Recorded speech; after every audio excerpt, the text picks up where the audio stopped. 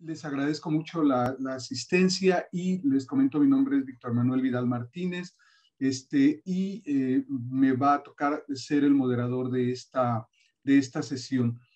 Tenemos un detalle nada más de ajuste que les quería pedir de favor, y era que eh, anoche nos llegó un trabajo muy tarde, entonces tuvimos que cambiar el número de participantes.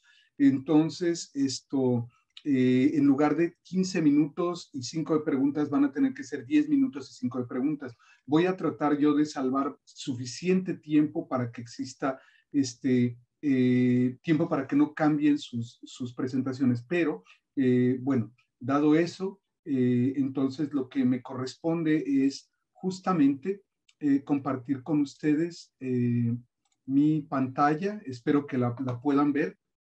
¿La ven todos? Sí, se ve. Perfecto. Voy a abrirla y ahora la ven todos completa. Sí. Perfecto. Pues muchas gracias. Somos 6 participantes, de ellos me toca ser el primero, y corrigiendo un poco el título que estaba en el programa, mi tema se llama Cambio Climático, COVID y perros detectores. Mi nombre es Víctor Manuel Vidal Martínez, me toca hacer una semblanza de mí mismo muy rápido. Soy profesor en el CINVESTAF Mérida, trabajo en ecología de comunidades de parásitos, soy biólogo por la UNAM, maestro en ciencias en biología marina por el CINVESTAF Mérida, y doctor en ciencias biológicas por la Universidad de Exeter en Inglaterra.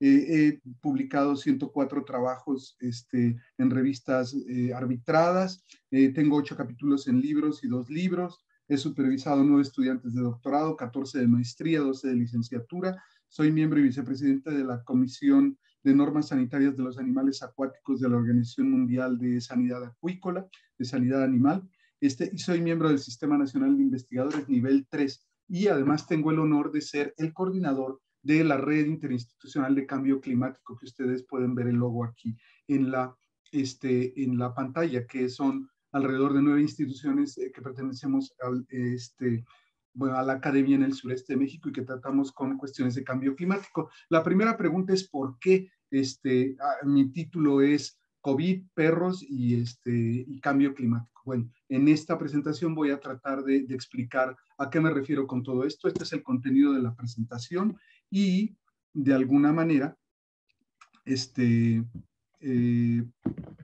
trataré de cubrir todo este programa. Bien, breve, la introducción. Sexta comunicación de México a el panel intergubernamental de cambio climático provisto en 2018, porque México es parte del IPCC, y todos estos colegas que están acá abajo de Semarnat, INEC, etcétera, generaron esta preciosa infografía que me permite circunscribir el problema.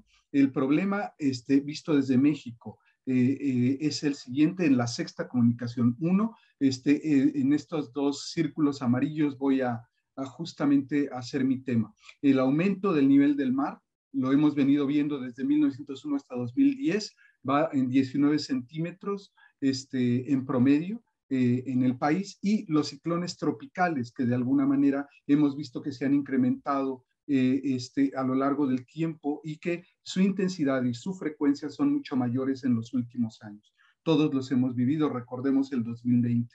Y esto nos lleva a un tema muy importante, el de la vulnerabilidad socioambiental. ¿Por qué? Porque si tenemos muchas tormentas, muchos huracanes, la gente que más se ve, digamos, vulnerable, es decir, aquella que tiene una mayor propensión o predisposición a verse afectado negativamente, es justamente la gente que tiene menos recursos y que vive en lugares donde su exposición va a ser mucho mayor, y esto, pues una exposición a estos fenómenos meteorológicos. Entonces, esa gente es justamente la que tiene mayor rezago educativo, menos servicios de salud, menos servicios de seguridad social, menos servicios básicos en sus viviendas, y además es aquella gente que muchas veces no se ve, niños, población indígena, población con discapacidades, que de alguna manera... El modo presentación, por favor, que nada más se ve muy pequeña. Gracias. ¿Cómo es que está compartiendo? Dice, deja de compartir. ¿Se ve muy pequeña la presentación?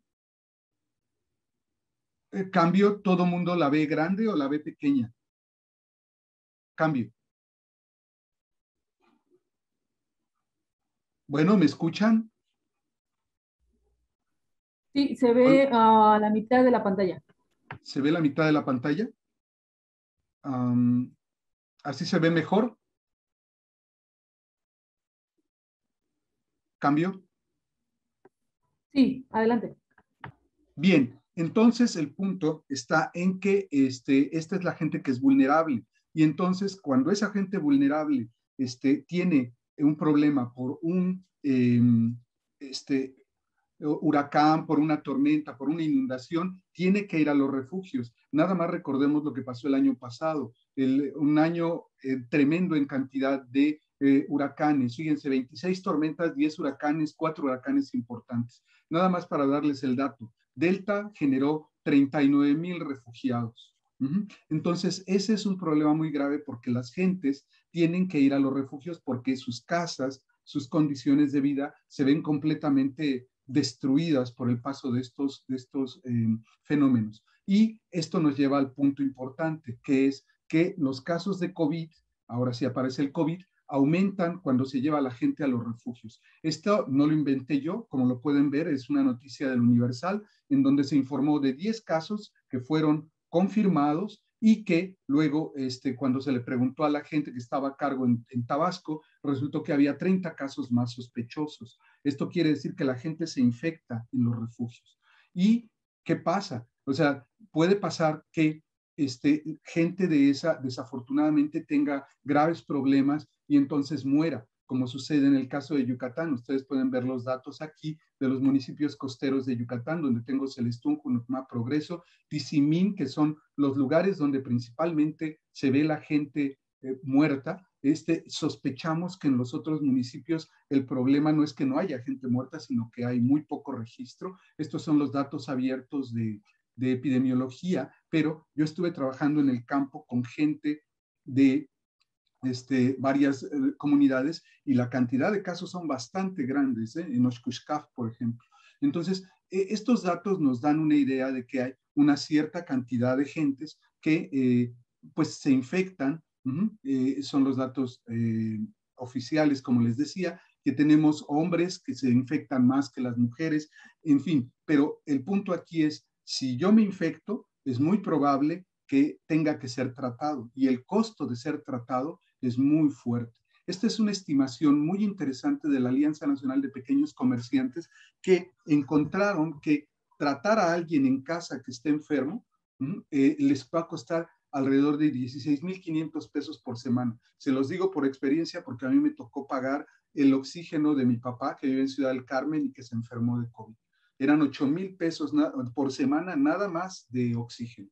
Entonces, si alguien lo quieren mandar al hospital, bueno, en un hospital privado de leve, pueden ser 25,000 pesos diarios y severo 80,000 pesos por día. Entonces, ¿por qué tienen que pagar todo esto? Entonces, la gente no se debe de enfermar cuando los llevamos a los refugios. ¿Y cómo prevenirlo? Bueno, pues una posibilidad es hacer pruebas, pero las pruebas son muy caras. Entonces, las pruebas son muy caras y nos pueden costar un PCR entre 1,500 a 2,500 pesos por día, por una prueba, perdón, y una prueba de antígeno nos puede costar entre 360 a 590 pesos.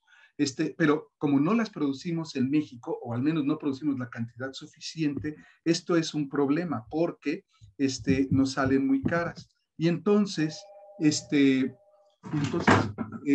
el punto es que eh, debemos de pensar que si tuviéramos que importar esas pruebas, serían 360 porque los 39,000 afectados, refugiados que tuvimos en el huracán Delta, entonces ustedes se imaginarán a cuánto asciende eso. Esos son alrededor de 14 millones de pesos nada más en pruebas para un solo huracán. Hubo veintitantas posibilidades, ¿no? En México. Entonces, claramente tenemos un grave problema. ¿Qué es lo que nosotros proponemos? Pues les proponemos perros entrenados para detectar COVID. Los perros, de alguna manera, son ya utilizados, como ustedes saben, para detectar bombas, para detectar drogas y también para detectar enfermedades como cáncer, como epilepsia. Pero ellos detectan cuando los ponemos a oler orina o o sudor o saliva de gente potencialmente enferma. Y de hecho, esto, como ustedes pueden ver en la pantalla, ya se usa en Finlandia, en el aeropuerto, y otros países como Alemania, Chile, Estados Unidos, ya están implementando sus programas, incluso en aeropuertos. Ellos han llegado a tener sensibilidades, es decir, efectividad de los organismos, como hasta por entre el 76 y el 100%. En México hemos llegado a tener una efectividad hasta del 71 a 85%. ¿Y por qué estamos haciendo esto? Bueno, básicamente porque estamos preparando los perros para que de alguna manera sean capaces de detectar COVID, y son perros que van a ir a dar a manos de la Marina y del Ejército. Entonces los estamos entrenando en 2 lugares, estamos llevando a cabo un proyecto de Fronteras de la Ciencia con colegas de una escuela canina que se llama OBICA 19, que está ubicada en Hermosillo, Sonora, y nuestro objetivo es entrenar a estos perros para oler sudor, para oler, bueno, los compuestos que despide el sudor de gente enferma y, por supuesto, para hacer esto tenemos que, uno, comprobar que la gente está enferma y entonces llevamos a cabo biología molecular. Como verán aquí está una colega extrayendo el RNA de las muestras de gentes positivas y de ahí ya lo pasamos a los PCRs. Estos son nuestros PCRs en tiempo real y lo que ven ustedes abajo es cromatografía de gases en donde estamos detectando cuáles son los compuestos que están produciendo estas personas para, pues bueno, estando enfermos. Entonces, ahí el punto es que sí necesitamos, pues, tener estos animales para poder darlos a la Marina. Los vamos a dar en enero y entonces en ese momento vamos a empezar a entrenar tanto marinos como soldados para que puedan estar ellos con el binomio canino, es decir, el perro ya entrenado y que ellos sepan interpretar los movimientos de los animales en respuesta a la gente que esté enferma. Bien, con esto termino yo. Le agradezco mucho a la gente de la UADY, de Leo Noguchi, de la Facultad de Veterinaria, de Sinvestav y de la Escuela Canina, y sobre todo a Leia y a Mike, como los pueden ver ustedes en la pantalla, que son quienes están metiendo la nariz todo el tiempo en estas muestras. Muchísimas gracias y me doy a la tarea de preguntar si hay alguna pregunta, tal vez una sola. Gracias.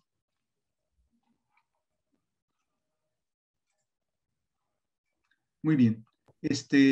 ¿Existen posibilidades de contagio hacia los perros? Buenísima pregunta.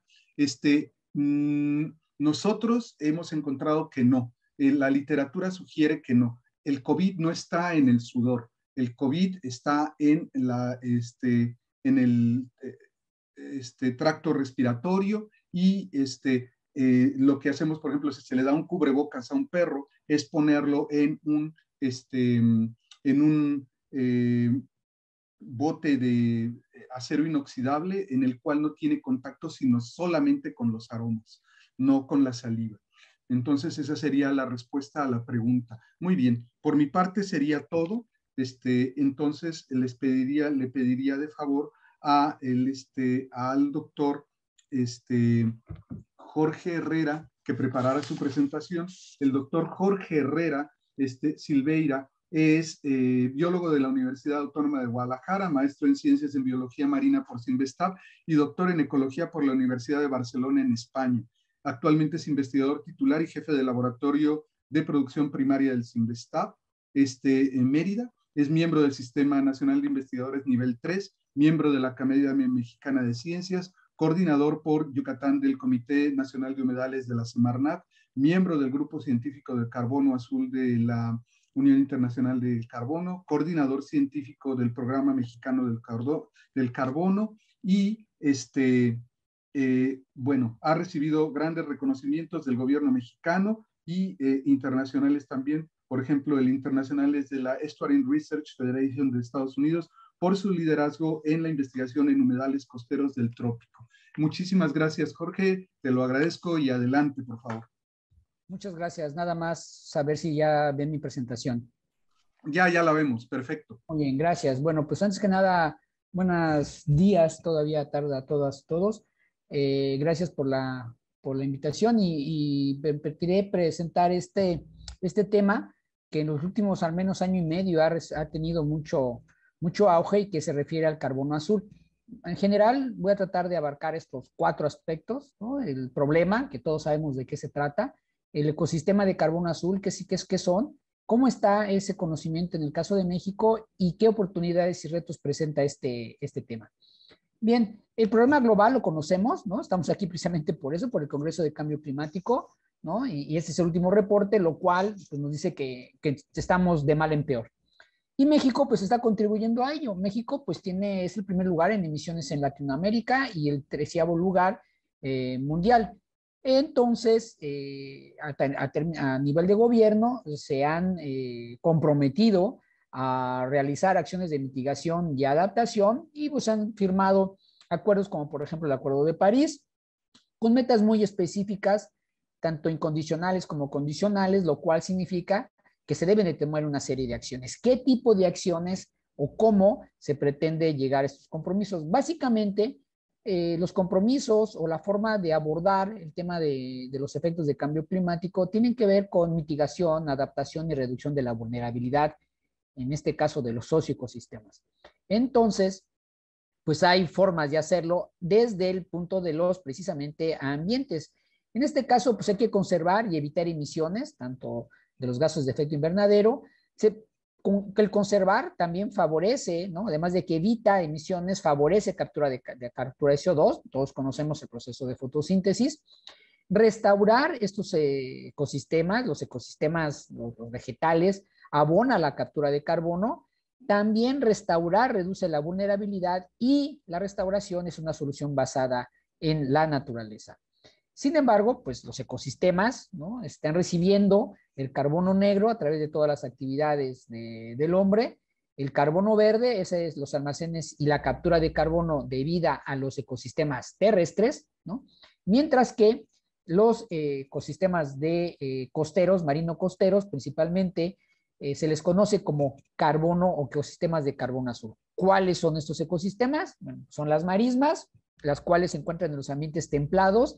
En México realmente solamente en Baja California Norte, por allá del delta del río Colorado, hay algunas marismas. En el resto, pues estamos manglares en los ecosistemas tropicales y subtropicales, los ecosistemas de manglar. Y en el caso de los pastos marinos, pues los pastos marinos, el único ambiente, digamos, donde no hay son en los polos, ¿no? De ahí en los ambientes fríos, templados, tropicales, subtropicales, hay siempre asociados a las costas por el tema de profundidad y luz. En México, bueno, en el mundo, pues hay ecosistemas, como ven, en todos lados, los ecosistemas de carbono azul. Sin embargo, México se destaca en términos de los manglares porque es el 4º lugar a nivel mundial en extensión de manglares. De pastos marinos hay alrededor una estimación de 500,000 hectáreas, también es bastante. Sin embargo, todavía existen dudas, incertidumbres de la verdadera extensión de los pastos marinos, ¿no? No existe un programa como por ejemplo, el de Conavio o el de Conafor para conocer la extensión de estos ecosistemas. El carbono azul, ya por algunas organizaciones, se ha identificado que sí pueden, a través de la conservación, de la restauración o de acciones que vayan dirigidas a la sustentabilidad de los ecosistemas costeros, pueden contribuir, pueden abonar a reducir la vulnerabilidad, a la mitigación y a la adaptación. ¿Y por qué es esto? Básicamente porque primero capturan más carbono, ¿sí? O capturan carbono más rápido que todos los ecosistemas terrestres, ¿no? Aquí en esta figura, en una tasa, ¿no? de la captura de carbono por año en los diferentes ecosistemas, ¿no? Aquí los de carbono verde, que son los terrestres, y carbono azul, los marino-costeros, vemos que son incluso órdenes de magnitud por encima. También los almacenan, una vez que los capturan, los secuestran y se quedan almacenados por decenios, por centenares de años, etcétera, básicamente en lo que es el compartimento del suelo. Es la gran diferencia que existe en los almacenes de carbono entre los ecosistemas terrestres y los ecosistemas de marino costeros llamados carbono azul, está el carbono almacenado en el suelo. Sin embargo, más allá de esos almacenes, el carbono, ¿no? El tema del carbono azul está en los cobeneficios, ¿no? Una estimación general de los cobeneficios asociados al carbono, pues como las pesquerías, la purificación del agua, la protección de la costa, por ejemplo, llevan a que una hectárea de manglar tiene un valor de casi $200,000 por hectárea por año por los servicios ecosistémicos que brindan asociados a ese carbono, porque el carbono es almacenes y flujos, ¿vale? Y están los pastos marinos que han sido muy subestimados desde mi perspectiva y dicen que hay alrededor de $30,000 por hectárea por año. Yo creo particularmente que puede ser que estén alrededor también del mismo valor de los manglares, pero falta mucha investigación al respecto, no solamente no solamente en México, a nivel mundial, y pues en México ahorita veremos que muy poca información. ¿Qué se ha hecho? Bueno, a través de una consultoría del PNUD y NEC se formó este consorcio formado por estas organizaciones, la UNAM, el Programa Mexicano del Carbono, Sinvestar, la Universidad de New England, ProNatura, Fondo Mexicano de Conservación para la Naturaleza y SEMDA, para hacer una síntesis del carbono en México, y entre sus resultados observamos que el carbono, el almacén de carbono, ¿no? El promedio de almacén de carbono está entre 442, 478, por lo tanto vamos a decir que están en 450 toneladas de carbono orgánico por hectárea, ¿sí? Lo que comparado con los terrestres que son menos de 100, pues entonces es bastante cuando comparamos un bosque tropical contra un bosque, ¿no? Un bosque de la selva tropical de Chiapas contra un bosque del manglar, por ejemplo, del mismo sitio, el mismo estado de Chiapas, pues es 4 o 5 veces más el carbono que está almacenado en manglares. ¿Dónde? Pues en términos regionales, en la zona del Pacífico Sur es donde más almacén de carbono se encuentra y como pueden ver, debajo del suelo, ¿no? Digo, debajo de la superficie, que es carbono en el suelo. En términos ya México, si bien en el Pacífico Sur es donde por unidad de áreas y por hectárea hay más carbono, la península de Yucatán es donde más manglares hay, ¿no? A nivel regional, y es donde por lo tanto más carbono hay a nivel regional. En términos de la variabilidad o lo que conocemos o de la certidumbre o incertidumbre de estos valores, lo que podemos decir es de que debido al número de datos que existen para cada región, la península de Yucatán tiene bastante formación, digamos que la certidumbre es alta, sin embargo, en la región del Pacífico, en general, la certidumbre es bastante bajita, ¿no? De la incertidumbre, ¿no? Es alta y por lo tanto la de certidumbre baja. Pero, pues no todo es bueno, sabemos que los manglares han estado siendo deforestados, un ejemplo es el cambio de uso de suelo para la ganadería, este es un ejemplo de Chiapas, de Tabasco, donde es el mismo sitio, ¿no? Los mismos sitios, 4 sitios, pero en donde están los valores de carbono almacenado en manglares conservados y en el manglar, en el sitio que era manglar que fue transformado a pastizal para ganadería. Y en todos los casos podemos ver que precisamente hay una disminución significativa del carbono almacenado. Ese carbón que se ha perdido significa emisiones. Y cuando lo llevamos a emisiones, lo que podemos observar es que comparando con otros bosques tropicales de México, por ejemplo, ¿no? Tanto seco como húmedo, los manglares emiten también más gases de efecto invernadero, en este caso medido como CO2 equivalente, cuando hay un cambio de uso de suelo. Entonces, se corre el riesgo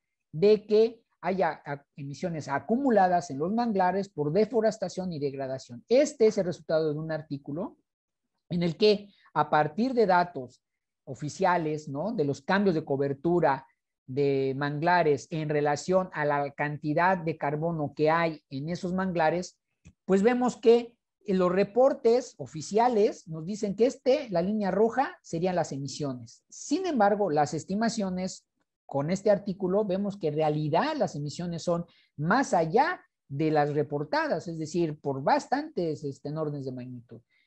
¿Qué región? Pues la península de Yucatán, donde está habiendo una deforestación y degradación más allá, ¿no? De lo razonable, ¿no? No es nada razonable tirar manglar, pero pues se da.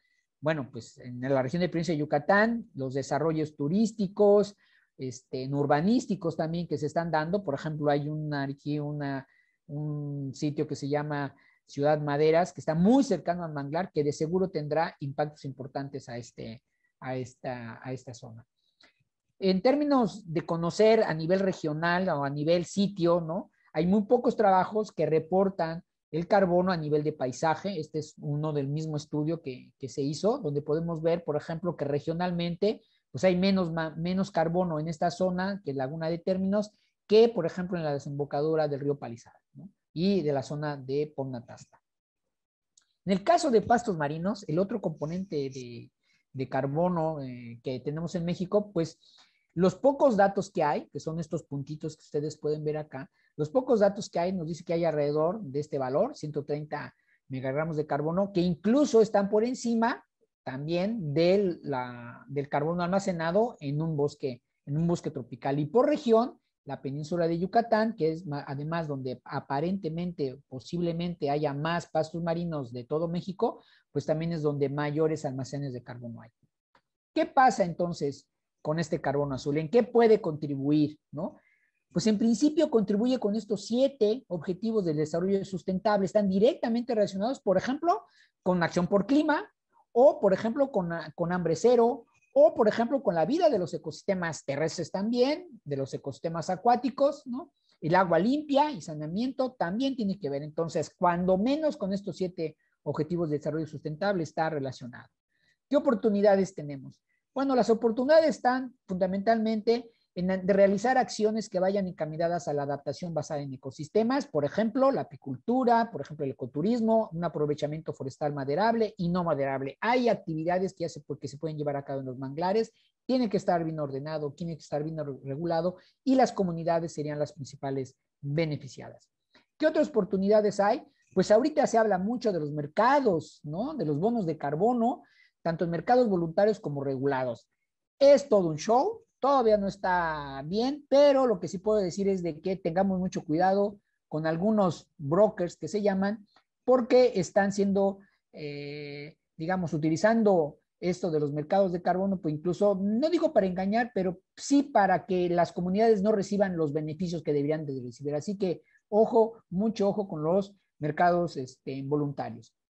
Es una oportunidad, sí, pero hay que tener mucho ojo. El carbono azul también ofrece oportunidades para alcanzar las metas que México se ha puesto, ¿no? Desde el punto de vista jurisdiccional, país, etcétera. Y la península de Yucatán es un hotspot para carbono azul, por lo que se necesita una estrategia de conservación y restauración que van a contribuir directamente a la mitigación y a la adaptación.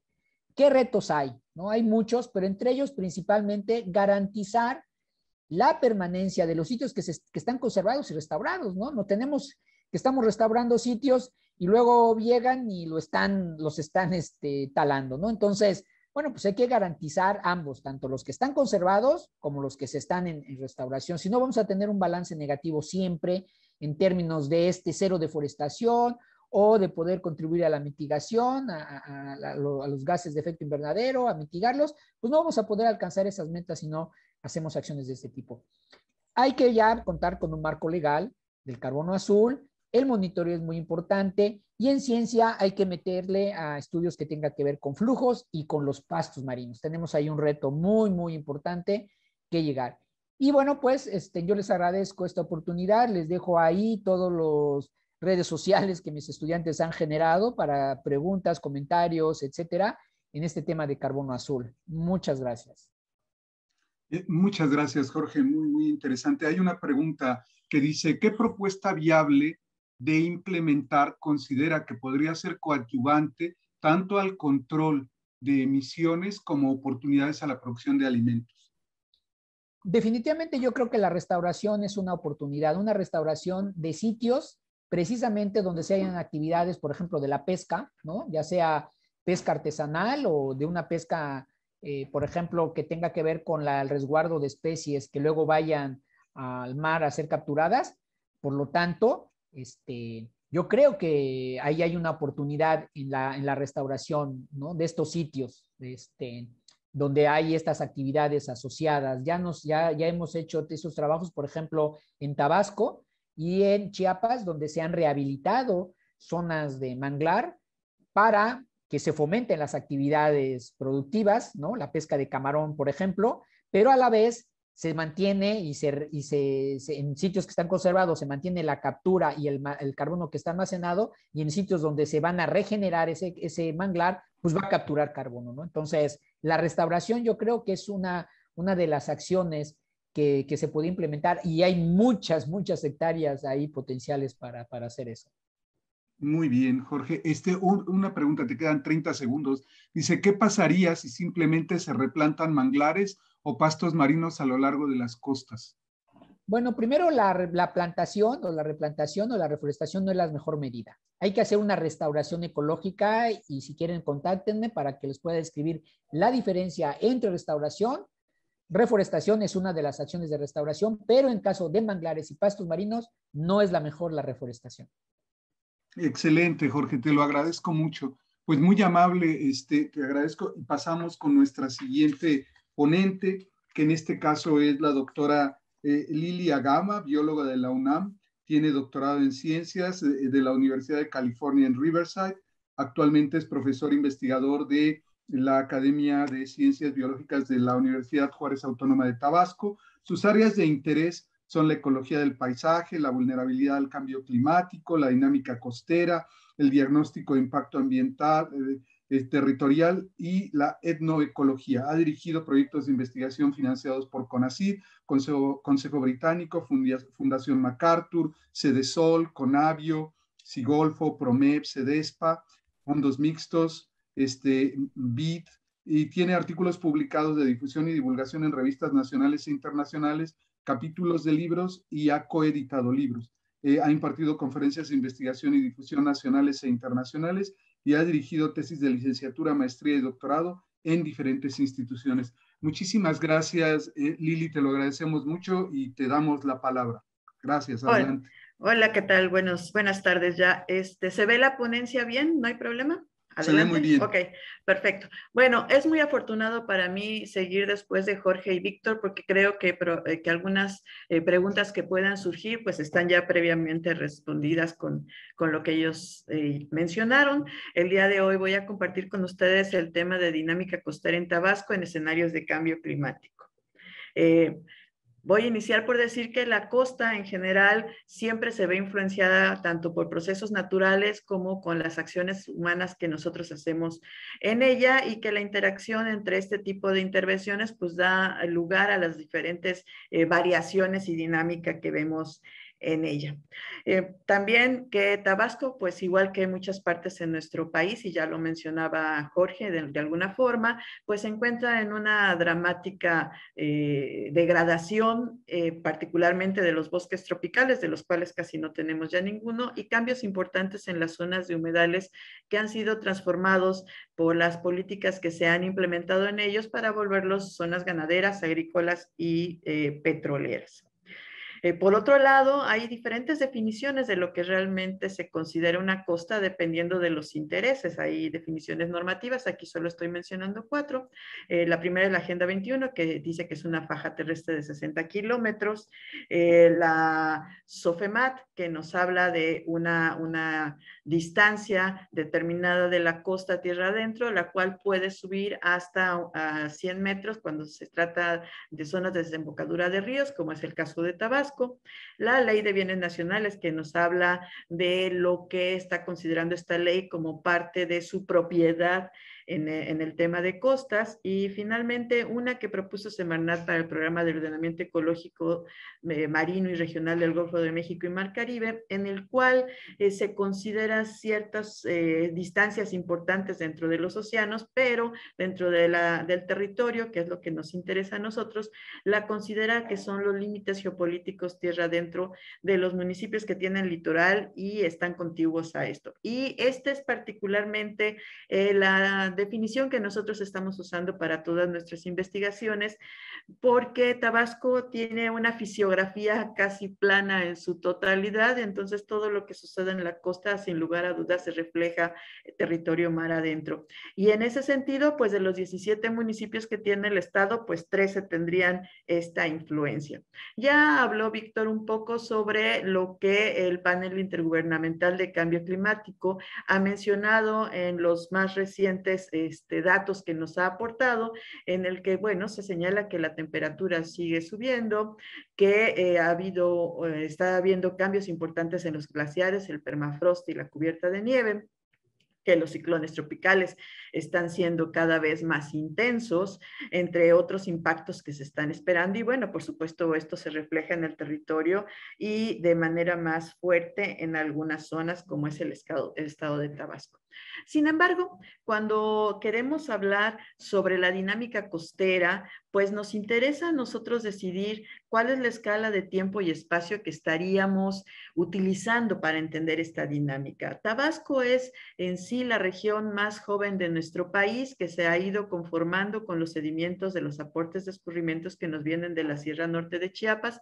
Aquí podemos ver unas imágenes que el doctor Ortiz generó en algún momento en sus publicaciones, en el que podemos ver primero al estado de Tabasco, que tenía 2 deltas originalmente, que estaban conformados por estos escurrimientos de la hidrodinámica, y cómo esta hidrodinámica se ha ido modificando, parte naturalmente y parte por la incidencia de los seres humanos, en el sentido de que quieren utilizar la posibilidad del agua para diferentes actividades, ya sea actividades de agricultura o también, en el caso particular del estado, pues en el control de inundaciones. Entonces, si pensamos en una escala territorial, en espacial, pues podríamos irnos muchos siglos atrás, porque ahí nos va a dar la información respecto a cómo sucederá en el futuro los impactos que estamos esperando.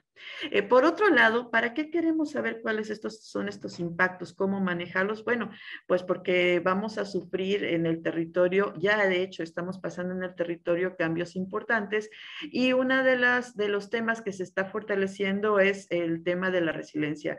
Jorge comentaba sobre el tema de los manglares. De hecho, se propone por el panel intergubernamental de cambio climático cada vez de mayor forma el tema de hacer adaptaciones con base a ecosistemas, y eso quiere decir que vamos a tener sistemas naturales que nos puedan proteger. Entonces, en Tabasco, pues son los humedales, particularmente los manglares, algo que nos puede proteger. Sin embargo, no hay todavía, a pesar de todas las investigaciones, una claridad exacta de cuáles son los factores que deberíamos de poner en práctica para poder fortalecer esta resiliencia.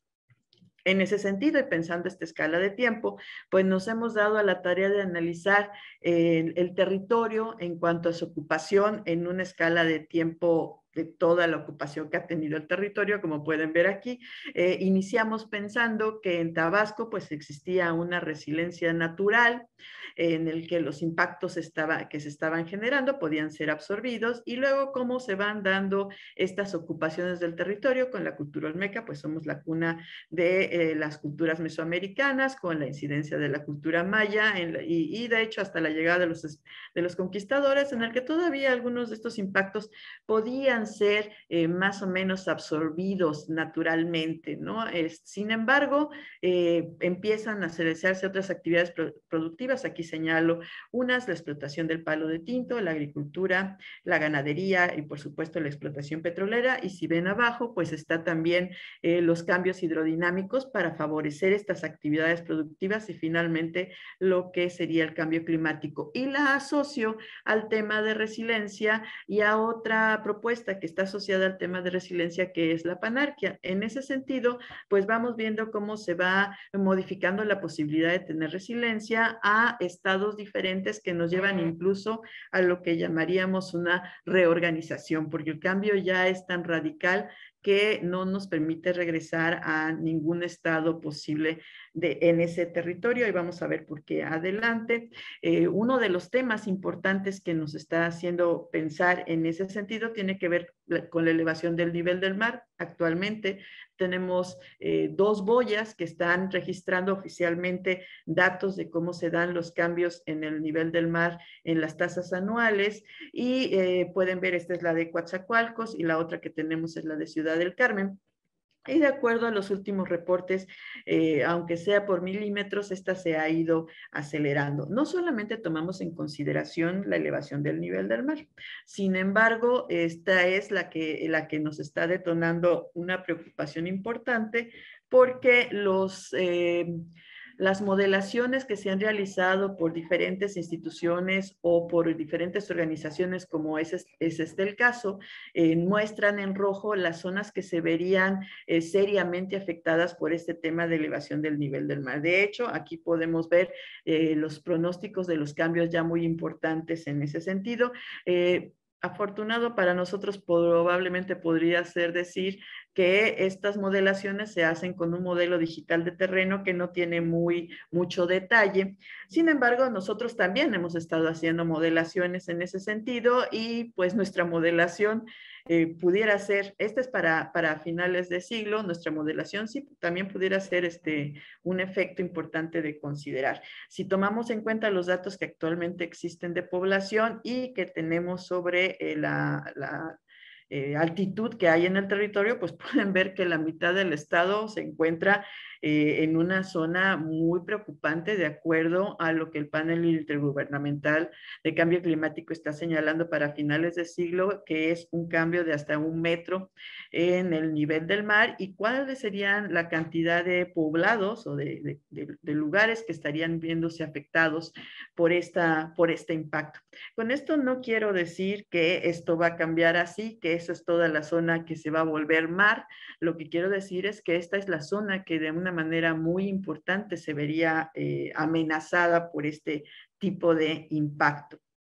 Si hablamos nada más de erosión costera, este año tenemos estos reportes. Hemos estado trabajando con Protección Civil, y solamente por una marea de tormenta en esta región que se llama El Bosque, en esta comunidad que se llama El Bosque, pues estamos a punto de perderla, ¿no? Entonces, si a eso le agregamos la elevación del nivel del mar y pues los otros impactos que podemos esperar por nortes y huracanes, que aunque no nos pegan de manera directa, sus rachas nos dejan suficiente agua como para generar impactos, pues entonces sí, muchas de las comunidades que se encuentran en el Tabasco pues se encuentran seriamente amenazadas, ¿sí? Entonces la pregunta es, ¿qué oportunidades podemos tener para fortalecer la resiliencia? ¿Qué oportunidades podemos tener para generar esta adaptación con base ecosistemas, de lo que Jorge señalaba respecto a la restauración de los manglares y cómo poder accionar esto para generar resiliencia? Bueno, hay diferentes estrategias que se han implementado en el Estado. El Banco Mundial en algún momento aportó ayuda para poder construir palafitos en la zona costera que permitiera en la parte de la Chontalpa, ante mareas de tormenta, pues tener un resguardo seguro al respecto. Uno de los impactos muy importantes que casi no son mencionados tiene que ver con el avance de la cuña salina, y lo que está haciendo es que está salinizando el manto freático de la zona de la Chontalpa, y otra de las estrategias que hizo el Banco Mundial fue implementar un sistema de captura de agua de lluvia para poder tener un recurso que sea accesible para la población y no tener que trasladarse a lugares muy lejanos. Y por supuesto, la restauración de los manglares de la zona costera. Sin embargo, todavía queda el tema de que va a haber zonas que van a tener cambios sensibles y no deja de ser importante considerar la posibilidad de tener migraciones. En el caso de la comunidad que les platicaba del bosque, ellos han estado en pláticas con Protección Civil para ir identificando una zona que no necesariamente sea muy lejana, en donde no vayan a tener este tipo de impactos y que les permita seguir realizando las actividades productivas que a la fecha están realizando. Entonces, empezar a manejar estos escenarios en los que muy probablemente tengamos que mover a la población resulta importante, identificar y cómo va a suceder. Porque, como vemos en Pantanos de Centla, muy probablemente, aunque el mar no llegue a toda esa mancha grande que vemos en el mapa, sí va a ocasionar cambios importantes que son los que mencionábamos en el gráfico, en el que los hábitats, los ecosistemas que se encontraban en esas regiones, en esas zonas, los tipos de humedales que se encontraban en esas zonas van a ser diferentes. Entonces, los servicios ambientales y los procesos naturales que se daban ahí van a ser diferentes. No quiere decir que vamos a dejar de tener, quiere decir que van a ser diferentes y que tenemos que tener escenarios que nos permitan tomar decisiones en cuanto a lo que debemos hacer para la población que se ubica en esta región. Muchas gracias.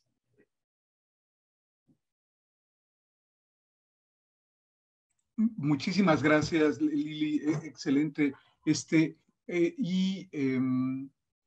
Déjame ver, es que esto dice, las preguntas. ¿Qué impactos son visibles en los paisajes costeros de Tabasco por el aporte de nutrientes derivados de residuos agropecuarios que son transportados por los ríos Grijalva y Usumacinta, y entre paréntesis San Pedro y San Pablo? ¿Qué opinas? Bueno, son zonas que están seriamente modificadas. Los aportes de los sedimentos que van de estos químicos que van por los ríos varían en el año, todo depende. Eso es interesante cuando trabaja uno con la gente que se dedica al tema del agua, porque en época de lluvias hay suficiente aporte de agua para que estos se diluyan de manera importante, y en época de secas, pues entonces empieza a aparecer muy fuertemente el problema de zonas contaminadas, y lo que está ocasionando, pues es que mucha de la biodiversidad se pierda, por supuesto. Los organismos que no toleran estos rangos de contaminación, que son sensibles a estos rangos de contaminación, pues dejan de habitar ahí, y además abre la posibilidad para especies invasoras que empiezan a aprovechar la posibilidad de vivir ahí. Pero también es importante mencionar que ya se ha comentado en alguna publicación que yo he leído, que ya hay una zona anoréxica en la salida de Usumacinta, ¿no? Que ya hay una zona de una importante, bueno, no sé si será el término apoxia, ¿no? Creo que no es mi tema, pero entiendo que este tipo de aporte de contaminantes químicos ya está generando esta situación en la desembocadura del río Usumacinta, ¿no? Y bueno, debo suponer con el crecimiento de explotación petrolera, que cada vez vemos más plataformas en esta región, pues es muy probable, porque ha habido varios reportes de pérdida de combustibles por ahí, pues que sí, debe de haber todo un tema en esa región al respecto. Exacto. Sí, muchas gracias. Hay un comentario, no es una pregunta, me voy a permitir leerlo. Dice: importante exposición, debido a que los efectos del cambio climático sobre los ambientes marinos y costeros conlleva al peligro de la erosión, aumento en la magnitud de eventos climáticos como huracanes, acidificación y demás, lo cual encontrar formas de mitigar dicho impacto es vital para alcanzar los objetivos de desarrollo sostenible y comenzar a reducir tanto la vulnerabilidad como riesgo en los ecosistemas. Pues excelente. Te lo agradezco mucho, Lili. Muchas gracias por tu manejo del tiempo. Fue excelente, al igual que el de Jorge. Muy bien, entonces me voy a permitir pasar a la siguiente exposición, que en este caso es de Linda Barranco Servín. Linda tiene un doctorado en oceanografía costera por la Universidad Autónoma de Baja California. Actualmente realiza un postdoctorado en el Colegio de la Frontera Sur en Campeche. Su investigación está enfocada al estudio del sistema del dióxido de carbono en ecosistemas costeros para determinar los procesos que influyen en su variación y cómo es afectado por las actividades humanas, particularmente en la plataforma continental de Yucatán, como parte de un proyecto del Consorcio de Investigación del Golfo de México, CIGOM. Además, en colaboración con el Programa de Acidificación del Océano de la NOAA, estamos investigando el efecto de la variación ambiental sobre la distribución y diversidad de los terópodos, gasterópodos, susceptibles a la variación del pH en aguas costeras del Golfo de México. Muchísimas gracias, Linda. Adelante, por favor. Hola, buenas tardes, mucho gusto. Un placer presentarles aquí. Les voy a hablar un poco de este trabajo, que es acidificación marina en la península de Yucatán. ¿Sí ven mi presentación bien, verdad?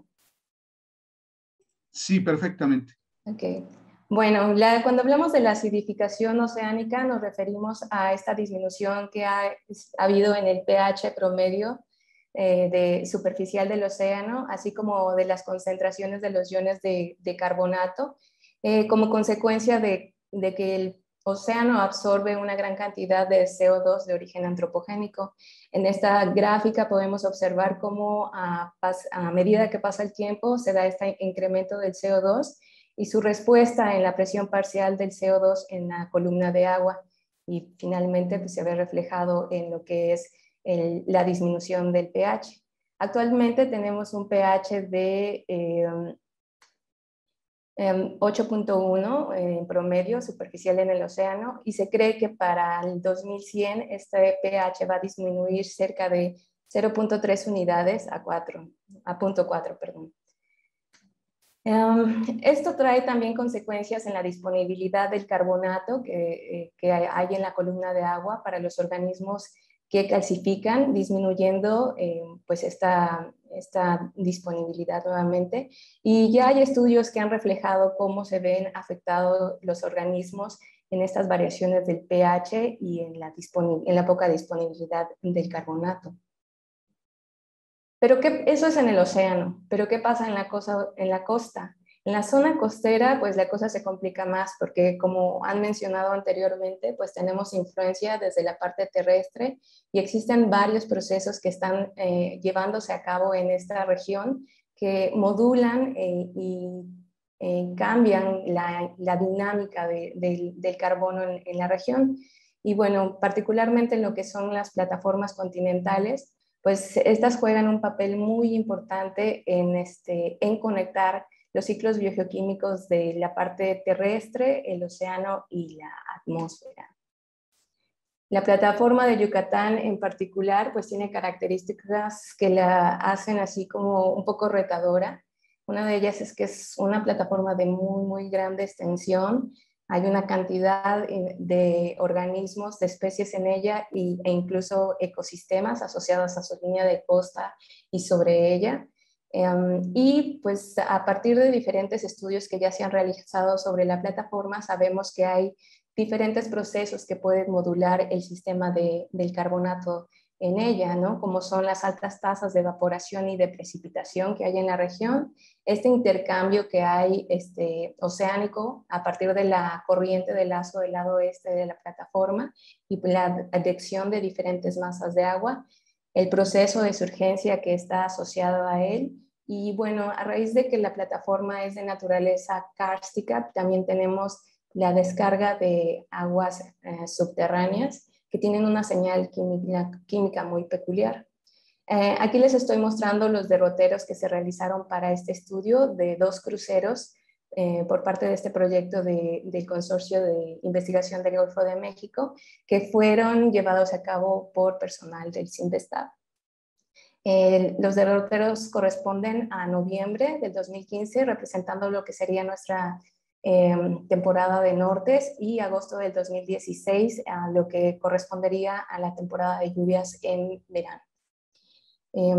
Las variables que se midieron fueron temperatura, salinidad, oxígeno disuelto, y en muestras discretas de agua de mar medimos carbono inorgánico disuelto, alcalinidad total, pH y el delta carbono 13 del carbono inorgánico disuelto como una herramienta para ayudarnos a distinguir procesos. Derivamos un par de variables adicionales que son la utilización aparente de oxígeno y el estado de saturación de la aragonita. Bueno, como resultados principales aquí tenemos la temporada de lo que correspondería a nortes y podemos identificar a partir de la salinidad dos aguas que tienen dos tipos de agua que tienen una alta salinidad, una al este de la plataforma en el fondo, con salinidades de 36.9 hacia arriba, y una más en el fondo y en la superficie también de 37 gramos por kilogramo. La diferencia entre estas dos tipos de agua, es su temperatura. Esta agua al este tiene temperaturas menores a los 26 grados y esta agua asociada a la costa tiene temperaturas mayores a los 28 grados. Por lo que, dadas estas características hidrológicas, podríamos decir que esta agua que estamos viendo al este puede ser agua de surgencia proveniente de profundidades de 150 a 200 metros de profundidad, y en este lado tenemos agua del mar de Yucatán. Es un agua que identificó Enríquez y colaboradores como un agua que se genera localmente debido a la alta evaporación de la región y por el intercambio que hay con la tierra, ¿no? Con la costa. Si nosotros trazamos estas dos aguas con las variables del carbono que medimos, podemos ver que para el caso del agua de surgencia, pues tiene unas concentraciones altas de carbono inorgánico disuelto de cerca de 2.200 micromoles por kilogramo, y con un pH de 7.8 aproximadamente, que es típico de esta agua subsuperficial, y lo mismo sucede con sus valores del delta carbono 13, que es de -1. Este valor del isótopo estable nos sugiere que el proceso predominante que está modulando nuestro sistema de los carbonatos es la respiración de la materia orgánica.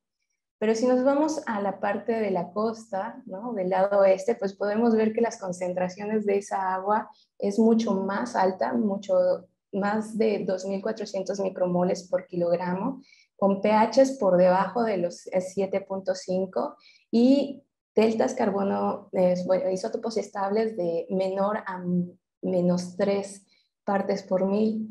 Esto nos sugiere que una fuente de la Tierra está modificando nuestro sistema de carbono, y nuestro principal sospechoso es la descarga submarina de aguas subterráneas, ¿no? Que debido a los procesos químicos que ocurren en el manto freático tienen esta señal química. Pues bien, algo importante a resaltar es por qué, si es noviembre, estamos viendo una señal de agua de surgencia, cuando esta surgencia realmente se presenta principalmente en los meses de junio, julio y agosto, ¿no? Pues bueno, parece que aquí el problema es que, no problema, sino que la situación fue que se demostró en un año atípico, donde la ubicación de la corriente del lazo, que normalmente para esta temporada está retraída y en dirección hacia el estrecho de Florida, pues realmente estaba en una posición extendida y formando este remolino anticiclónico que llamaron Poseidón, uno de muy grande extensión. Y esta interacción con la plataforma en esa temporada está haciendo que el agua subsuperficial se advecte sobre la plataforma. Finalmente, no podemos decir que haya una surgencia costera porque el patrón de vientos pues, es desde el norte, aquí cambia en esta temporada, y tenemos una señal tan fuerte de la descarga submarina de agua subterránea que realmente no podríamos discernir si tenemos una señal química proveniente de esta agua en la costa. Okay. Bueno. Para agosto la cosa cambió, en el fondo casi no tenemos realmente algo tan interesante como en noviembre, pero sí podemos ver que con respecto a la temperatura tenemos temperaturas bajas asociadas a la costa, y a partir de la salinidad observamos una pluma de agua de menor salinidad que está ingresando desde el lado oeste a la plataforma, con una concentración de cerca de 2020 micromoles por kilogramo de carbono inorgánico disuelto y también una baja alcalinidad. Esta agua la hemos identificado como el agua superficial del Caribe, que simplemente es advectada desde la corriente del Lazo. En este diagrama que podemos ver de Joano, pues vemos que aquí es el patrón de vientos que es hacia el oeste, que es común en esta temporada, y justamente el momentum transferido de la corriente de Lazo, lo que hace que esta agua superficial del Caribe se advecte sobre la plataforma. Y aquí les muestro otra vez la altimetría promedio de esta temporada, solo para hacerles notar que para este momento también tenemos una posición atípica de la corriente de Lazo. Se supone que debería de estar extendida, pero aquí ya vimos que se desprendió ese remolino que se estaba formando en noviembre del 2015. Bueno, pues esto se ve reflejado también en el pH, mostrando valores de 8.4 del lado oeste y disminuyendo hacia el lado oeste de la plataforma. Y aquí lo interesante con el delta carbono 13 es que todos los valores de esta agua son por arriba de 0, son positivos, y lo que nos está diciendo es que el proceso predominante sobre el sistema de los carbonatos es la productividad biológica. Pues parte importante de las conclusiones es esto, la identificación de esta interacción entre la advección de diferentes masas de agua y la descarga submarina de aguas subterráneas, pero yo creo que lo que más quiero puntualizar es que esto es uno de los primeros trabajos que se hacen en la plataforma enfocados a evaluar el sistema de los carbonatos a lo largo de ella. Vemos que hay efectivamente una variabilidad espacial y temporal. Sin embargo, pues son dos momentos en el tiempo y definitivamente, además atípicos, entonces definitivamente necesitamos más información para ver si esto se repite y se mantiene, ¿no? Y algo importante es esto, ¿no? Que finalmente estos valores bajos de pH nos hablan de que los organismos están expuestos a una baja disponibilidad de carbonato de calcio en algún momento de esta variabilidad, y pues no sabemos realmente cómo van a responder a los escenarios de acidificación oceánica, por lo que este primer estudio pues nos deja más preguntas que respuestas, ¿no? Finalmente, un agradecimiento a todas las instituciones que están involucradas en este estudio y pues, en mi trabajo actual. Gracias. Muchísimas gracias, Linda. Muy interesante presentación. Oye, una pregunta. Dice, que viene en el chat, ¿no? Dice, ¿cuáles podrían ser medidas preventivas en cuanto a actividades antropogénicas para la mitigación de ese aumento en la acidificación en las aguas de las zonas costeras? Pues aquí ya han hablado de un par de cosas, ¿no? Por ejemplo, el hecho de que estén de los manglares, el papel que juegan los manglares, pues es muy importante. Ellos regulan mucho de lo que nosotros emitimos hacia la zona costera. Entonces se queda atrapado ahí. La otra es, pues realmente se requiere el tratamiento de aguas antes de ser vertido a la zona costera, porque la entrada de estos contaminantes pues sin duda modifican los ciclos biogeoquímicos en la zona costera, ¿no? Entonces sí hay que sugerir, ¿no? O buscar el tratamiento de aguas provenientes de nuestras actividades que están en desarrollo, ¿no? La zona costera constantemente. Totalmente, sí, excelente respuesta. Muy breve, ¿qué pensarías que les va a pasar a los terópodos? Ese soy yo preguntando, porque leí por ahí que estabas haciendo énfasis en especial en los terópodos, en tu semblanza. Entonces, ¿qué pensarías que les pasa a sus conchitas? Pues ahorita ya... concentración de aragonita. Okay. Ahorita el primer estudio que hemos hecho con esto, vimos que sí hay una distribución, ¿no? En su abundancia y en su diversidad cambia con respecto a si es un lugar que tiene alta concentración de VIC o no. Ahorita, con el doctor Pech y el laboratorio en el que estoy trabajando, se volvió a colaborar con la NOAA y van a ir un poco más allá, ¿no? Vamos a empezar a ver las estructuras ya de las conchitas para ver cómo se están modificando ante estas variaciones de pH. Pero ya existen estudios en otras regiones en donde sí se ha visto que son menos densas e incluso un poco amorfas. Entonces, sí hay un efecto, y esto es sobre todo en la parte, en los polos, ¿no? Que es en donde ya se ha identificado más fuerte esta variación en el pH. Excelente. Pues muy bien. Linda, pues te lo agradezco muchísimo. Te agradezco también muchísimo tu manejo del tiempo, excelente. Y Gracias. y bueno, pues entonces creo que daríamos paso a la siguiente presentación, que es por parte del maestro Melchor Muñoz Zip. El maestro Melchor Ernesto Muñoz Zip es licenciado en Turismo Sustentable y Gestión Hotelera por la Universidad del Caribe y maestro en Administración Integral del Ambiente por el Colegio de la Frontera Norte, en colaboración con el Centro de Investigación Científica y de Educación Superior de Ensenada, Baja California. Actualmente se desempeña como consultor ambiental en temas de gestión y normatividad ambiental. Cuenta con experiencia en el ámbito del turismo y desarrollo sostenible, con enfoque en gestión, planeación y normatividad ambiental. También se ha dedicado a la docencia impartiendo asignaturas como turismo y desarrollo, economía ambiental y ecológica y sistemas de gestión.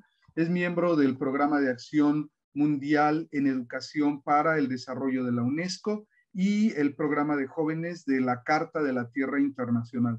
Forma parte del grupo de jóvenes del Consejo Mundial de Energía, así como de la red Expert ODS de Soluciones para el Desarrollo Sostenible, capítulo México. Pues muchísimas gracias, maestro Muñoz. Le cedemos la palabra. Adelante, por Muchas favor. gracias. Buenos días. ¿Sí se escucha bien el audio, doctor? Muchas gracias. Muy bien, perfecto. Bueno, yo voy a romper un poquito acerca de la secuencia que habían tenido, que estaban hablando de ecosistemas y todas estas cuestiones que implican, ¿no? La destrucción y la protección. En este caso, yo les voy a hablar un poquito acerca de mi tesis de maestría, que fue hacer justamente un análisis económico respecto al uso de recursos y los impactos que genera claramente el uso de recursos que utilizan las actividades económicas. Entonces, en este sentido, hice un análisis de desacoplamiento acerca del crecimiento económico del turismo y cómo esto influye también en el crecimiento de las emisiones y por lo tanto pues está inmiscuido el uso de recursos energéticos. En esa ecuación solo me basé en cuestiones energéticas, no consideré cuestiones de residuos, por ejemplo, ¿no? Sin embargo, también nos da un panorama interesante que analizar. Bueno, para introducir un poquito, bueno, hay que indicar pues que el crecimiento económico siempre va a tender a una intensidad en el uso de recursos y por lo tanto de impacto ambiental. Y en ese sentido, pues el paradigma actual de alcanzar la sustentabilidad, pues lo que busca es justamente hacer compatible el crecimiento económico a través de disminuir el uso de recursos y los impactos ambientales que se generan derivados a ese uso. Y bueno, como han mencionado igual anteriormente, pues el cambio climático, el calentamiento global, son temas bastante importantes que nos están preocupando y hay que darles una atención inmediata para poder tener una sustentabilidad en los ámbitos económicos y sociales y para que no nos veamos también perjudicados en esa cuestión. Y en ese caso, pues hemos visto que el turismo pues es una actividad que se ha incentivado y ahora sí que ha crecido bastante a nivel internacional. México no es la excepción, también hemos conocido grandes proyectos turísticos y que siguen implementándose a nivel nacional y esto va a continuar y por lo tanto es posible que podamos ver otros impactos relacionados. Entonces sí hay que darles una atención a una actividad económica tan importante para México.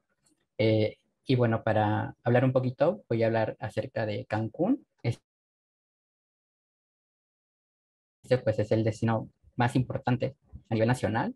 Es el que ahora sí que cuando sucede algún fenómeno hidrometeorológico o climático, pues tiende a afectar y es uno de las actividades que más rápido se reponen y claramente pues se invierte demasiado en este destino.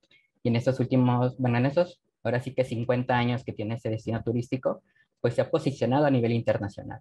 Entonces aquí viene justamente mi pregunta. ¿Se han reducido las emisiones de carbono del turismo en Cancún? ¿Qué ha sucedido? ¿Cómo estamos a nivel de emisiones energéticas sobre todo? Y hay que considerar que, en primer lugar, sí existe una relación entre crecimiento económico, uso de recursos e impacto ambiental, debido a que la energía o los recursos naturales son la base del crecimiento de cualquier actividad económica. Y por lo tanto, esto va a generar una serie de consecuencias y por lo tanto hay que darles una atención.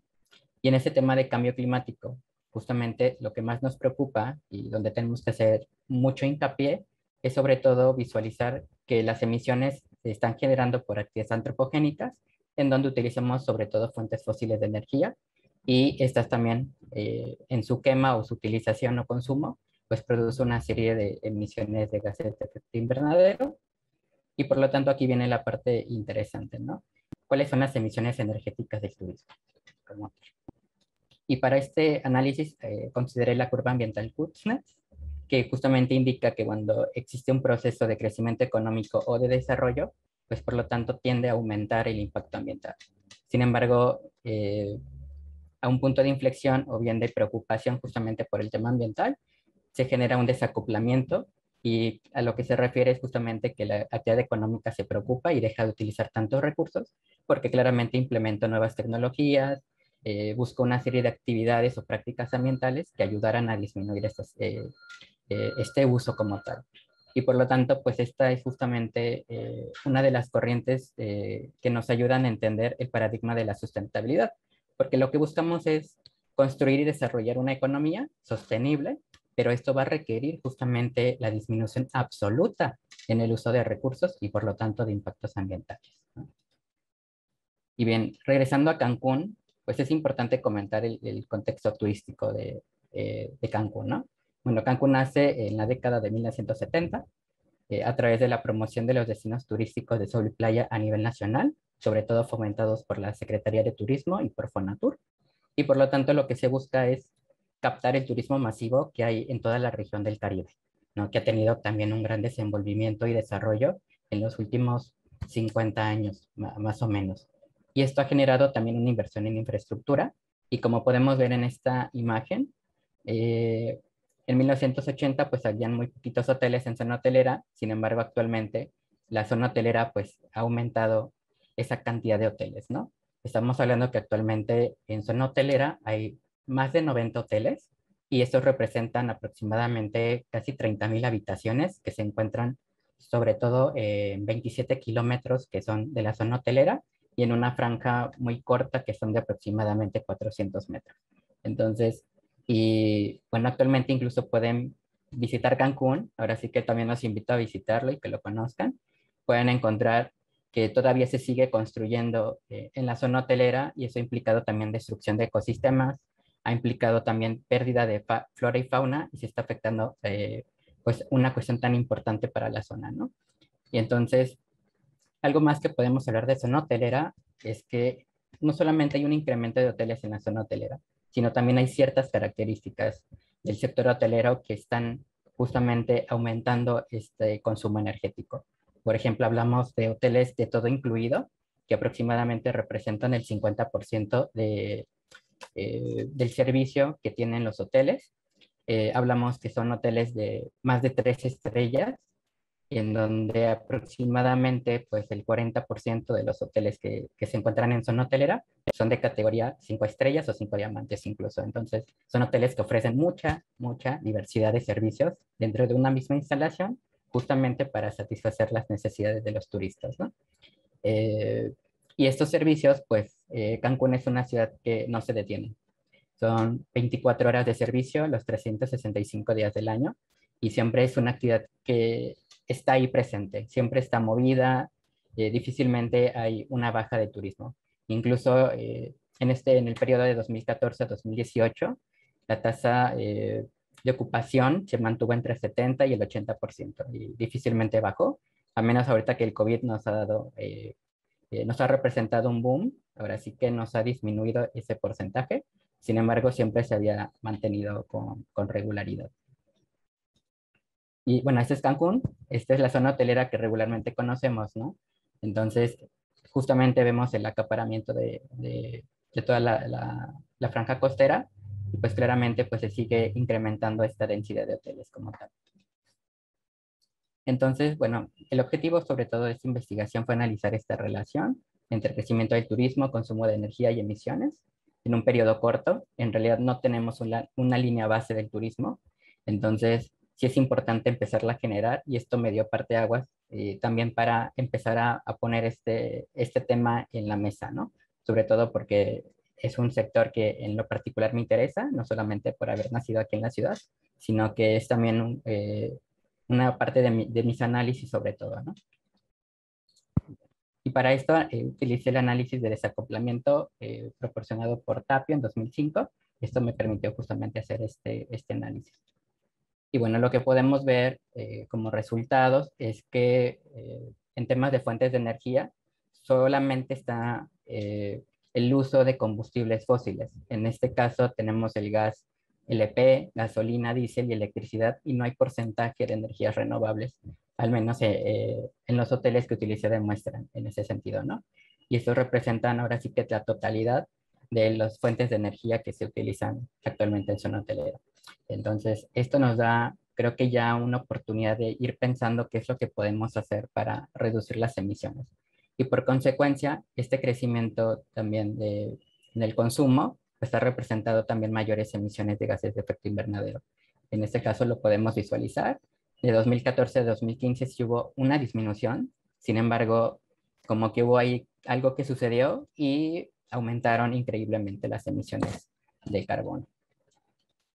Posteriormente, si analizamos la intensidad energética a través de la energía que utiliza cada turista por noche, pues tenemos una gran cantidad también de energía que se utiliza solo para satisfacer las necesidades de los turistas y los deseos también que ellos solicitan justamente también a los hoteles. Y en lo que representa la intensidad del carbón, es decir, las emisiones que genera cada turista por cada noche que se hospeda, pues hablamos que en 2014 producían aproximadamente 275 kilogramos de dióxido de carbono equivalente, y para 2018 estas aumentaron a 591, casi 600 kilogramos. Y esto nos da oportunidad también de pensar cómo es justamente también este uso, qué es lo que está sucediendo en el turismo, qué pasa con los turistas también, qué estrategias están haciendo los hoteles para reducir estas emisiones. Entonces, al analizar el análisis de desacoplamiento, podemos verificar justamente esta última gráfica, que si bien el crecimiento económico del turismo se ha dado en los últimos años, sin embargo, las emisiones de carbono también han aumentado. Entonces, desde un punto de vista de una sustentabilidad fuerte, pues en realidad solamente sucedió en el periodo de 2014 a 2015. Sin embargo, ya después fue reduciendo este índice de desacoplamiento, lo que representa también que la economía pues está creciendo, sin embargo está creciendo también a la par de las emisiones de carbono. Entonces, esto nos da la oportunidad de ir pensando hacia dónde vamos con el turismo, qué tipo de estrategias tenemos que comenzar a poner en la mesa, qué tipo de políticas o cuestiones tecnológicas tendríamos que empezar a hablar y proponer, y claramente que los hoteles o el sector hotelero implemente de una vez para poder ayudar a esta reducción de las emisiones, ¿no? Y bueno, ya para finalizar, algunas conclusiones. Ahora sí que los combustibles fósiles representan la única fuente de energía en los hoteles, y en el periodo de 2015 a 2018 las emisiones de carbono han incrementado, eso es un hecho, y por lo que es importante comenzar a diversificar las fuentes de energía, promoviendo sobre todo fuentes alternativas y renovables, y empezar a hablar de esto a partir de los sistemas pasivos y activos ambientales. Incentivar también tecnologías de eficiencia energética y renovables, así como sistemas de cogeneración. Implementar prácticas ambientales para el ahorro de energía. Y no hay que olvidar que es importante siempre vincular al gobierno, a la sociedad civil y al sector económico, sobre todo, para que empiecen a crear estrategias. Estos tres actores son fundamentales para comenzar a transitar a esta disminución de emisiones y comenzar a promover una sustentabilidad en el desarrollo del turismo sobre todo. Y consideramos también que el turismo sigue creciendo, se va a seguir desarrollándose y por lo tanto tenemos que empezar a crear normas también que ayuden a que los hoteles desde su construcción consideran tecnologías o adecuaciones en las instalaciones para reducir también esas emisiones como tal y evitar las pérdidas de energía que suceden frecuentemente en la hotelería. Y bueno, y con eso quisiera concluir. Muchísimas gracias. Muchísimas gracias, maestro Muñoz. Mire, no hay preguntas y me temo que estamos muy pegaditos en el tiempo. Si me lo permite, entonces le pediría de favor a nuestros colegas del programa de investigación en cambio climático que nos hicieran favor de poner la siguiente presentación, que es la de impacto de las energías renovables. Nada más un momento. Nada más me gustaría despedirme, decir en nombre de todos los ponentes, muchas gracias. Muchísimas gracias a todos por su excelente manejo del tiempo. Gracias, maestro Sibal, igual. Nada más decir que, bueno, agradezco mucho la participación de los colegas de la Red Interinstitucional de Cambio Climático del Sureste de México, en especial de la Universidad del Caribe, muy amables. Y habiendo dicho eso, me permitiría dar paso a la última presentación, que es la del maestro Juan Francisco Bárcenas Graniel, que es maestro en ciencias con especialidad en física oceanográfica por el Instituto de Ciencias del Mar y Limnología y actualmente candidato a doctor en Ingeniería Civil en el Instituto de Ingeniería de la UNAM, realizando un estudio sobre el aprovechamiento energético de las corrientes oceánicas en el canal de Cozumel. Y el maestro trabaja es parte del equipo multidisciplinario del Centro Mexicano de Innovación en Energía del Océano, el CEMIEO, en donde realiza investigación científica y aplicada y coordina la línea estratégica por gradiente térmico GLE1 con el proyecto Detección de lugares de aprovechamiento de gradientes de temperatura con potencial energético de explotación en México para determinar la factibilidad de construcción de una planta tipo OTS. Pues habiendo dicho eso, yo le agradezco muchísimo aquí a nuestros colegas del PINC y adelante con el video, por favor. Gracias. Hola, buenos días a todos. Mi nombre es Juan Francisco Bárcenas Graniel. Ah, sí está Soy de la aquí. Universidad del Caribe, del Ajá. Departamento de Ciencias Básicas e Ingenierías, Programa Educativo de Ingeniería Ambiental. Yo les voy a presentar los impactos de las energías renovables como estrategia de adaptación al cambio climático en la isla de Cozumel. Este proyecto es parte de un proyecto más amplio que incluye todo México. A través de varios años, desde el 2017, hemos estado colaborando con otras instituciones y bueno, estamos trabajando en los recursos energéticos oceánicos que tiene México.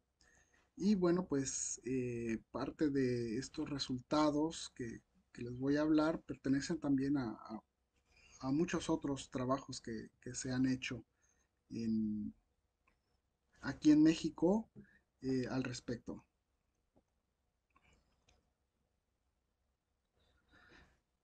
Y bueno, yo no me quise quedar nada más en energías renovables oceánicas, sino también quise incluir las energías, digamos, más conocidas como son la eólica y la solar. Entonces aquí tenemos energías renovables marinas también, por ejemplo las corrientes marinas, el oleaje, gradientes térmicos, gradientes salinos, incluso biomasa marina y eólica offshore, ¿no? Que sería la eólica dentro del mar. Yo en este trabajo solo me voy a ocupar de la eólica tradicional, de continente, y de la fotovoltaica. No me voy a meter ni a fototérmica, ni a biomasa, ni a otros tipos de energías renovables. Esto por el tipo de información que se maneja para este tipo de análisis. Digamos, sería como un poco más complejo. Entonces, esta es una primera aproximación de, del uso de las energías renovables de forma, digamos, completa en la isla de Cozumel. Es decir, ya sin un suministro de energías de origen de hidrocarburos, por ejemplo, ¿no? O de hidroeléctricas grandes. Entonces, Estas energías, pues poco a poco se han ido incluyendo dentro del, de- de- del clúster energético de los países y pues nos toca a nosotros como ir empujando los análisis hacia ver qué pasaría si incluimos estas energías en ciertos sitios de interés, en este caso Cozumel. Cozumel, pues es una isla este, que se encuentra enfrente de Playa del Carmen. La divide el canal de Cozumel, que tiene una profundidad más o menos como de 450 metros. Y bueno, esta isla es alimentada por un cable submarino que tiene una capacidad o tenía una capacidad de 48 megawatts, es decir, no podía pasar más energía, más potencia eléctrica por ahí, más que 48 megawatts. Pero en 2019 tuvieron problemas técnicos y esa capacidad disminuyó bastante.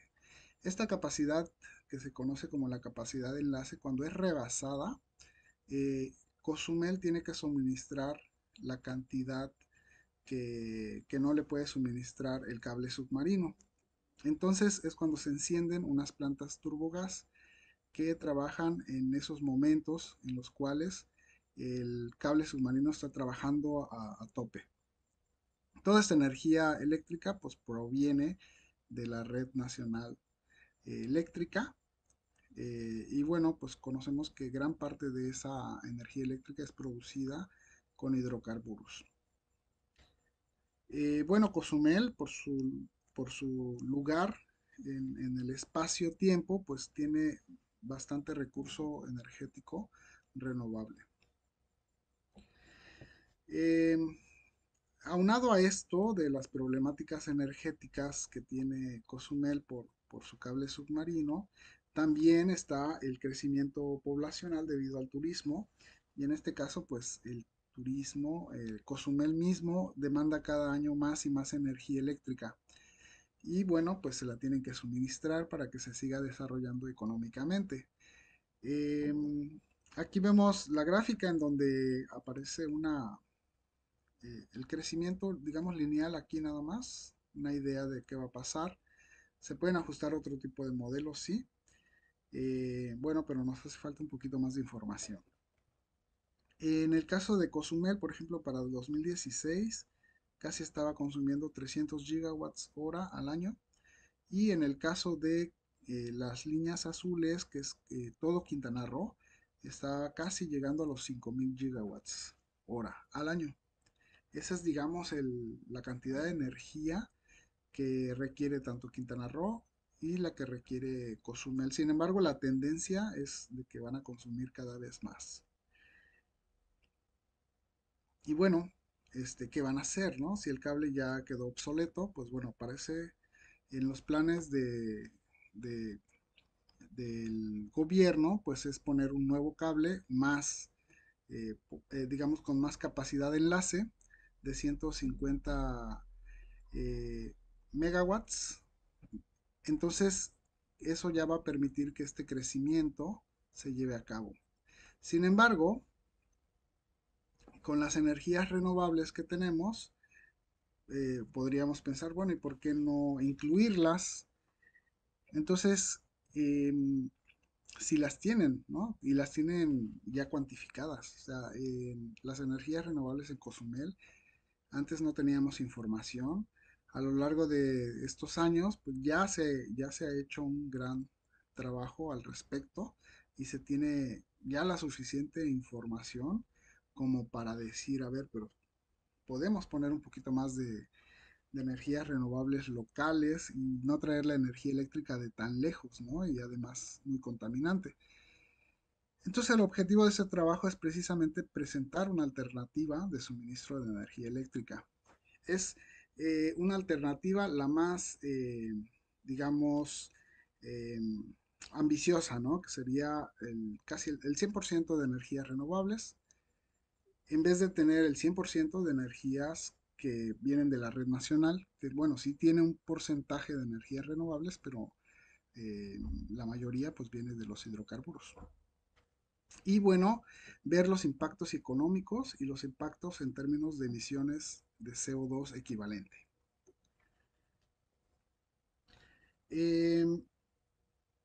Los costos, lógicamente, son muy importantes. Se pudieron obtener porque este cable submarino, al que van a poner en el 2024, me parece, ya tiene un costo asociado. Entonces, eso nos va a permitir hacer una comparativa entre el costo de todas las plantas de energías renovables versus el cable submarino. Y además, como sabemos más o menos la tendencia de crecimiento del consumo eléctrico, pues también saber las emisiones de cada una de las alternativas, es decir, la tradicional y la de energías renovables. Bueno, la metodología se basa principalmente en muchos datos de las fuentes de energías renovables, es decir, velocidades de viento, velocidad de las corrientes, a qué profundidad, radiación solar, duración, ¿no? de cada una de las fuentes de energía renovable a lo largo de muchos años, ¿no? No solamente se estudia un año típico, sino que se descarga la base de datos y tratamos de que ésta sea de buena calidad y muy larga. Entonces, aquí pues hay muchas bases de datos que se utilizan. También la información de las tecnologías es muy importante para poder saber el aprovechamiento de cada una de estas fuentes de energía. Por lo tanto, necesitamos también información técnica para saber cómo funcionan estas máquinas y cómo aprovechan la energía. Esto nos va a crear escenarios, porque podemos nosotros tener diferentes tecnologías trabajando a la par, con diferentes modelos y con diferentes condiciones de trabajo. Entonces, aquí vamos a trabajar solamente un escenario, pero se pueden trabajar muchos escenarios y hacer un análisis más completo. Y bueno, pero bueno, con este escenario pues vamos a trabajar el impacto en este caso, de un escenario que les voy a presentar a continuación. También muy importante el concepto de disponibilidad técnica que se ocupa en este estudio, que es la producción de energía cuando las condiciones del sitio, producción de energía de las plantas de energía renovable, cuando las condiciones se encuentran dentro de los límites de operación de cada máquina. No metemos mantenimiento, no metemos apagones, no metemos paros de emergencia, etcétera. Solamente si hay viento en cierto rango, hay una extracción de energía. Si hay radiación solar en cierto rango, la máquina extrae energía. Y para ello, pues nos sirven las curvas de potencia, que cada máquina tiene una muy específica. Esto nos va a dar los costos teóricos a lo largo de los años del estudio que estamos proponiendo del 2022 al 2047, y también con esto pues, se obtienen las emisiones de CO2 equivalente. Estamos para ello utilizando un factor de emisión estándar de casi media tonelada de CO2 por cada megawatt hora producido. Esto para México, ahí con un dato que mandó la Semarnat del 2014. Este factor lógicamente se puede cambiar. Aquí lo escogimos, eh, digamos, el que teníamos a la mano. Bueno, ¿qué pasó con toda esta información? Bueno, sabemos que existe potencial energético en Quintana Roo de energías renovables. Tenemos buen potencial tanto eólico como solar. También tenemos energías marinas. Entonces, de toda esta cantidad de energía disponible, nosotros vamos a aprovechar un poquito. Y bueno, pues sembramos unas plantas, tanto aquí en este caso de solar fotovoltaica, una planta, por ejemplo, de 40 megawatts, que es una planta pequeña, turbinas marinas, y también pusimos unas plantas de gradiente térmico pequeñitas de 10 megawatts. Una produce electricidad y la otra produce agua dulce. Y eólica, pues en este caso no metimos eólica, porque bueno, la eólica ha tenido muchos problemas en Cozumel. Los costos asociados de esa capacidad instalada de energías renovables y el costo del cable nos dio como resultado que para el cable pues hay un costo asociado de 9.237 millones de pesos. Y en el caso de las energías renovables, sus costos son de 11.337 millones de pesos. Hay una diferencia. Parece que ganó, al menos en términos económicos, la energía tradicional. Bien, bueno, pues sí hay una diferencia de 20.100 millones de pesos, un 18.5 más caro, digamos. Sin embargo, en términos de emisiones equivalentes, habría una contaminación de 35 veces más. Y eso, con los bonos de carbono, se compensaría pues en demasía. El análisis de bonos de carbono pues todavía no lo hemos hecho, pero ya tenemos los datos para poder dar el siguiente paso. Bueno, ¿qué sigue? Pues vamos a seguir haciendo más escenarios. Este solamente fue un escenario de los muchos que podemos hacer, pero vamos a seguir trabajando en estos proyectos. Los estudiantes de ingeniería, principalmente, pues han aportado bastante trabajo al respecto. Seguiremos con el trabajo en las aulas y haciendo que ellos también investiguen sobre los temas. Eh, Aquí, por ejemplo, estamos midiendo gradiente salino, que no tenemos información, hay que generarla. Y por aquí estamos midiendo la corriente de, de Yucatán, eh, utilizando el trazador temperatura y salinidad. Entonces, hay mucho por hacer, ¿no? Todavía. Eh, Sin embargo, hay chicos que les gusta más la parte de las máquinas, entonces crean prototipos, simulaciones y nueva tecnología. Y bueno, pues aprovechando todo esto para que ellos presenten sus proyectos y crezcan profesionalmente y que compartan con todos nosotros sus saberes. Y lógicamente con ello también nosotros crecemos. Y bueno, pues seguiremos con todo esto para tener más energía renovable y menos contaminación para nuestra atmósfera, nuestros suelos, el agua y pues la pérdida de biodiversidad. Bueno, mis agradecimientos están para el Semiocéano y para la Universidad del Caribe. Bueno, muchas gracias por todo. Hasta luego.